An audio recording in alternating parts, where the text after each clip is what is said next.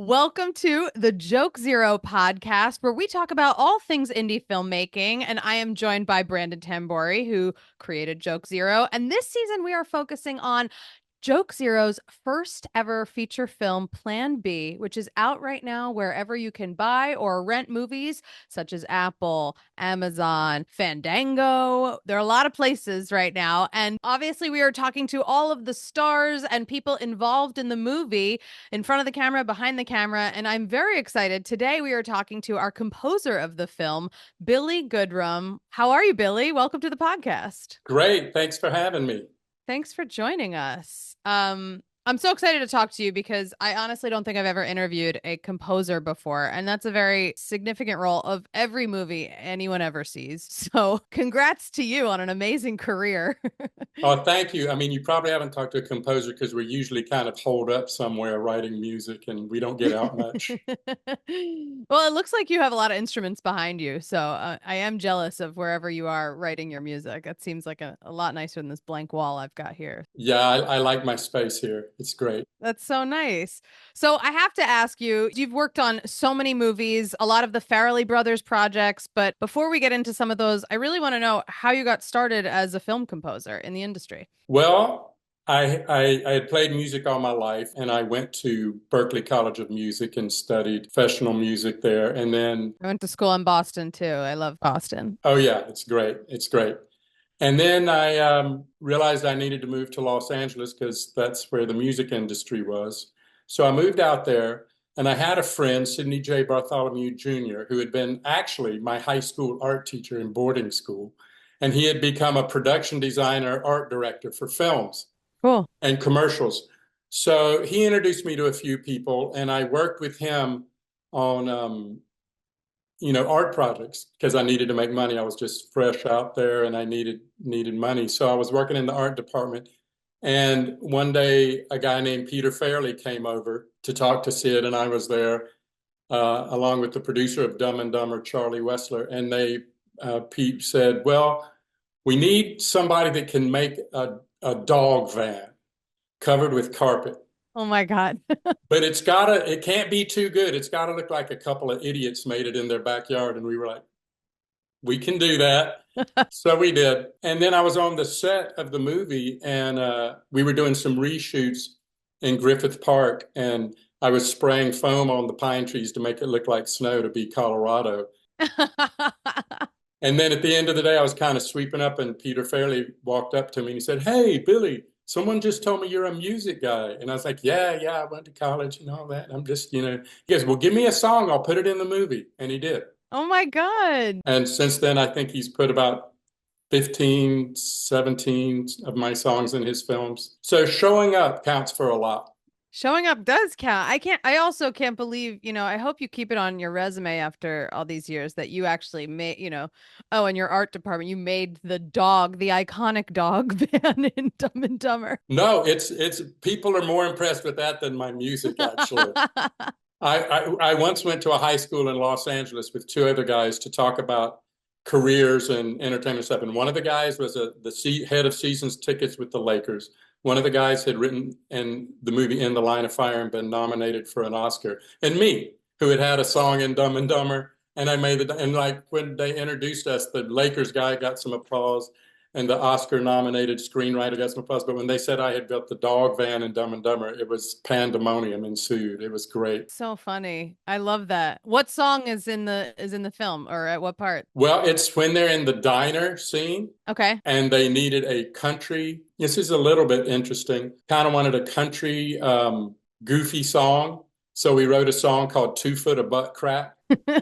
Seriously. And Bruce Greenwood, I don't know if you know the actor Bruce Greenwood. He was in the Admiral Pike from the Star Trek movies, and he's been in a ton of movies. Look him up. He sang it, actually. Oh my God. Most of the rest of them I sang myself, but that particular one he sang. That's awesome. That's really cool. That's how I got started in the industry. And then I did songs for all their movies, and some of them got on the soundtrack albums like Kingpin and Something About Mary. And that just kind of was very hot at the time. So it propelled me forward.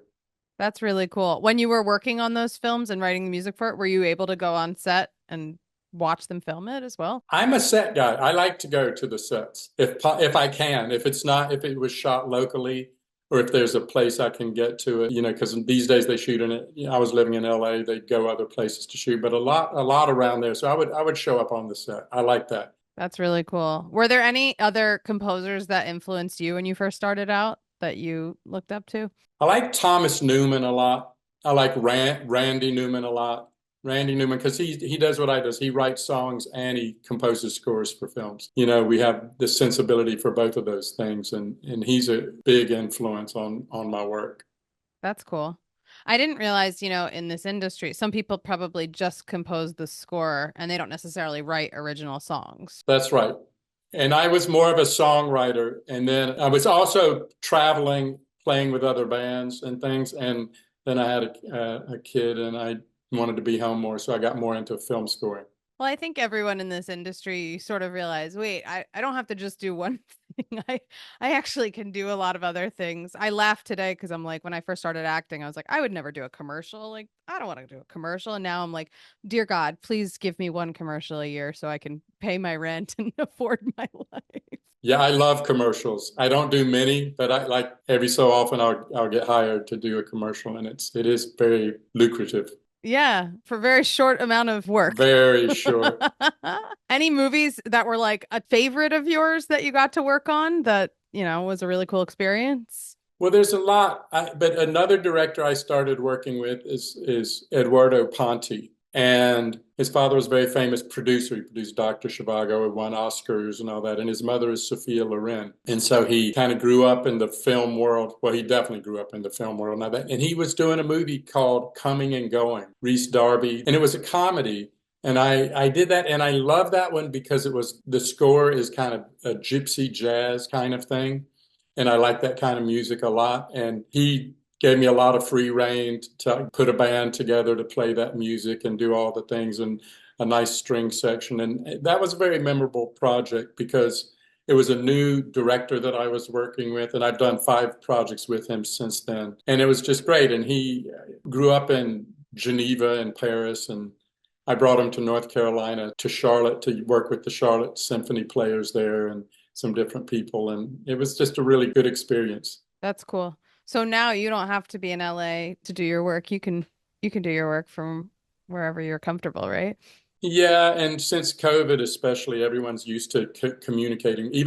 But even before I moved here, I was in Los Angeles, and no one would come to my studio. They would just say, send me a QuickTime or something. Nobody wanted to drive across town. So I moved to Ojai. My wife and I moved to Ojai, which is a really nice place to live. And then I moved to the East Coast and didn't tell anybody that I had moved. I love that. I mean, the people that knew me well knew I had moved, but if they didn't, they would call like, "Can you come in for a meeting next week?" I was like, "Sure," and I'd fly to LA. I love that. I think that's most of the industry now, be wherever you want, and when you need to be somewhere, you will. Yeah.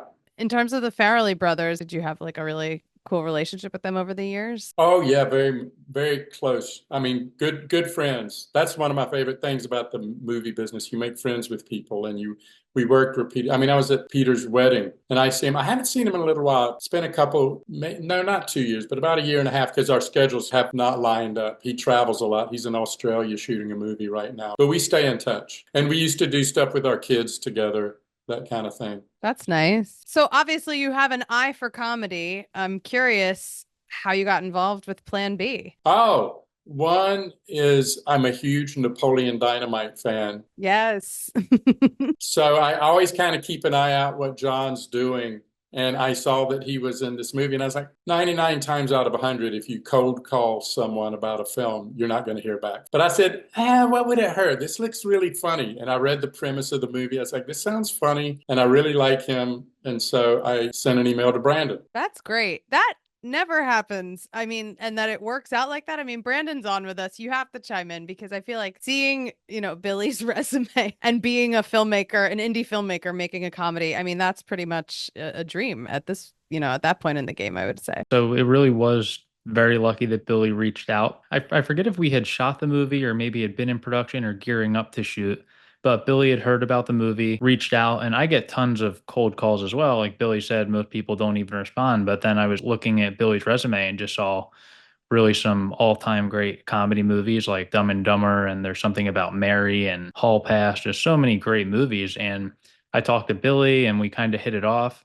I remember sharing a link to some of the footage that we filmed, and then really the rest was history. We worked together and it went super well. Billy wrote some awesome music for the movie. That's really cool. I had a specific question for you. I know we've talked a little bit about it, but like, do you prefer getting a film edited and then you add the music when you're doing a score, at least? Oh, I usually get the film with a locked picture, completely edited, finished editing. And Brandon sent me a couple of clips, and he sent me the script. And I read the script and I was like, oh, this is funny. This is really funny. So that's what really got me excited about it, was when I read the script. That's great. It came out great. And the music it really helps with the comedy. I think these movies rely on that. And a lot of people don't even realize that. I think nowadays on TikTok or Instagram when they're making stuff, how important like what you put under it or the sounds that you add to it are. Yeah, because you either want to give somebody permission to laugh or permission to cry, or whatever you want to give them with the music can often do that. Do you like making people cry in films when you add in a song? Well, I've written some tear jerkers, actually, even for the songs for the Farrellys. I like the song I wrote for Kingpin. It's actually kind of a really sad song, but it's perfect in the spot where they have it in the movie. But you know what? I mean, it's like comedy is hard on all fronts, making jokes, making people laugh.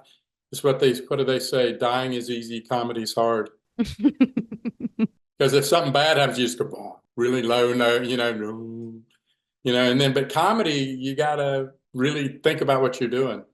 Totally. But I think people who are good at comedy and like yourself, if you have, an ear or an eye for the jokes and the timing of it all, drama seems easier, right? Like drama, you can do drama. Yeah, I'm doing a drama right now, and I can do drama. Yeah, it's in my bag of tricks now. But I like comedies. I love comedy. Do you work in TV as well? I have not a lot. I did some songs for a show that Peter did called Louder Milk. Okay. That's on Netflix now and has done pretty well on Netflix. And I did a series I co-wrote this series years ago, Keen Eddie, with Daniel Ash, this guy, Daniel Ash from the band Bauhaus and Love and Rockets. And he and I worked together a good bit.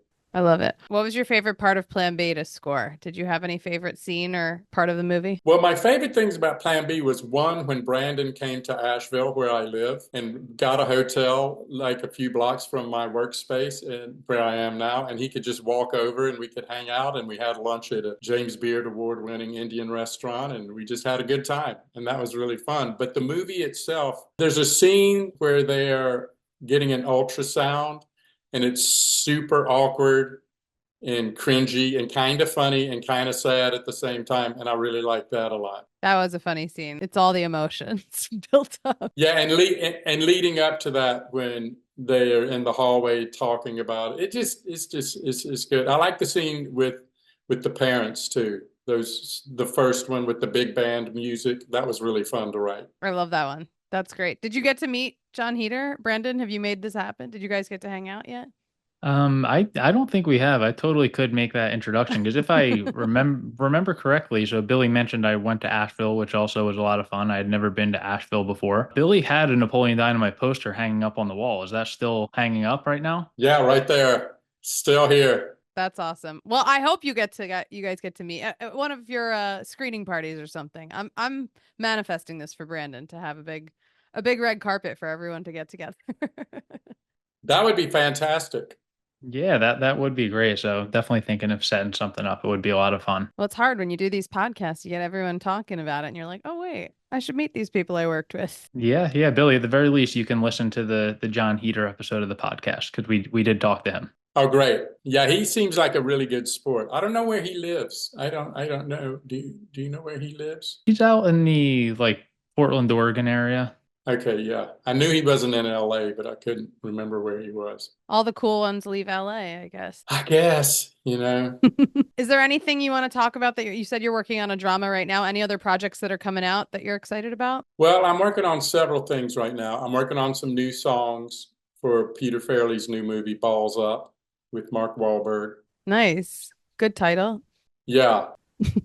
Yeah, they're shooting it in Australia, so no, I won't visit the set. But I'm doing that. I'm finishing up the score to a movie called Whispers of Freedom, which is it's not a documentary. It's a narrative feature about the last person that was shot trying to get over the Berlin Wall. Wow. So, and he was a 20-year-old kid, so very dramatic. Couldn't be the opposite of balls up, right? Yeah, right. More opposite. Yeah, I'll finish this and then I'll work on these songs and then I send them to Peter and the music supervisor and they see what they like and where they can put something. And that's kind of how it works. That's awesome. Well, congrats to you on all your success. Thank you. And I'm excited for everyone to hear Plan B, watch it, but also hear it because then they can hear your score in it, which is awesome. And yeah, make sure you guys go check out Plan B and also check out Billy's other work. And I will look out for Balls Up. I think that's definitely my speed. So yeah. Yeah, funny movie. Well, thanks so much for having me. Thanks for hopping on with us.